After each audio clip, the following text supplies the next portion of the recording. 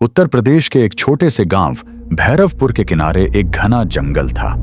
गांव के लोग कहते थे कि वहां एक खूंखार यक्षिणी रहती है। वह दिन में कभी दिखाई नहीं देती थी, लेकिन रात होते ही उसकी परछाई गांव के किनारों पर घूमती थी।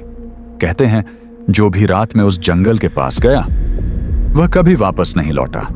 एक रात की बात है। रमेश, आज मत जाओ खेत की तरफ। लोग कहते हैं कि उस रास्ते पर यक्षिणी घूमती है।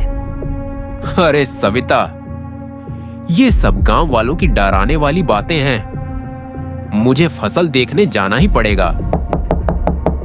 रमेश, चल जल्दी।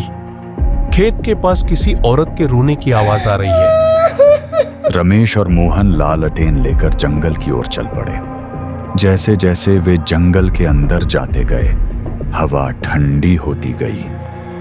पेड़ों की परछाइयां अजीब सी आकृतियां बनाने लगीं। अचानक उन्हें एक औरत दिखाई दी। लंबे बाल, सफेद साड़ी, और वह रो रही थी। रमेश, मुझे लगता है हमें वापस चलना चाहिए। नहीं, पहले पूछते हैं इसे क्या हुआ है। रमेश धीरे धीरे उस औरत के पास गया। बहन, आप कौन हैं?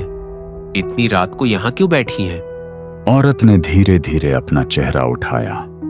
उसकी आंखें लाल अंगारों की तरह चमक रही थीं। अचानक उसके बाल हवा में फैल गए और उसका चेहरा भयानक रूप में बदल गया। वह यक्षिणी थी। बहुत सालों बाद कोई इंसान खुद मेरे पास आया है। मोहन डर के मारे पीछे हट गया। रमेश, भागो! लेकिन तभी यक्षिणी हवा में उठ गई और बिजली की तरह रमेश के सामने आकर खड़ी हो गई। उसी समय दूर से एक आवाज आई, रुक जाओ दुष्ट आत्मा।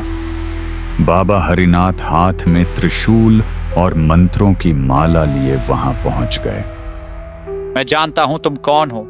तुम उस स्त्री की आत्मा हो जिसे वर्षों पहले इसी गांव वालों ने धोखे से मार दिया था। यक्षिणी चीख उठी, हाँ, मैं बदला लेने आई हूं। बाबा हरिनाथ ने जोर से मंत्र पढ़ना शुरू किया। अचानक तेज हवा चलने लगी। यक्षिणी दर्द से चिल्लाने लगी। कुछ ही पलों में वह धुएं की तरह गायब हो गई। रमेश और मोहन की जान बच गई। लेकिन कहानी यहीं खत्म नहीं होती। अगली सुबह गांव वालों ने देखा कि बाबा हरिनाथ गायब थे और उसी रात गांव के किनारे फिर वही रोने की आवाज सुनाई दी। लेकिन इस बार आवाज एक नहीं, दो थीं। शायद अब उस जंगल में एक नहीं, दो यक्षिणियां रहती हैं। और अगर रात में कभी किसी औरत के रोने की आवाज सुनो तो कभी भी उस आवाज के पीछे मत जाना, क्योंकि हो सकता है वह तुम्हारा इंतजार कर रही हो।